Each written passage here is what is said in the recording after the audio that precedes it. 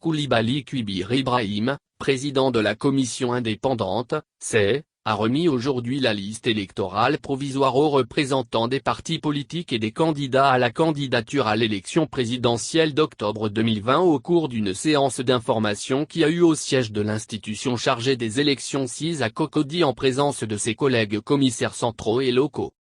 L'ensemble des acteurs s'est investi dans la révision de la liste électorale et chacun y a mis du sien pour la réussite du processus. Coulibaly Kouibir Ibrahim a annoncé que la fin de la collecte des données n'est pas la fin de révision de la liste électorale. Ce sont 1 705 724 demandes brutes enregistrées par la CED dont 1 115 793 de demandes de nouvelles inscriptions. Après traitement, 60 031 demandes ont été rejetées. Selon le président de la CED, plusieurs motifs sont la cause de ces rejets. Il s'agit entre autres des demandes déjà prises sur le terrain en ce qui concerne les inscriptions en ligne, l'utilisation des cartes nationales d'identité non authentiques de certains compatriotes, des lieux de vote demandés en dehors du lieu d'établissement du certificat de résidence.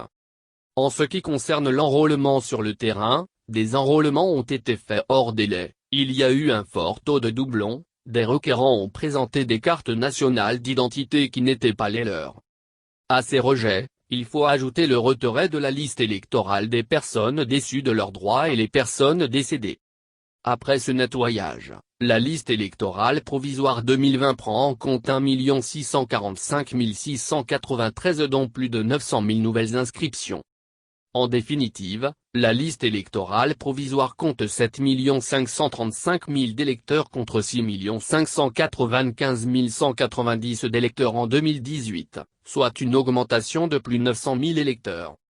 La liste électorale provisoire sera affichée officiellement le 1er août conformément au code électoral et le 5 août démarreront les contentieux.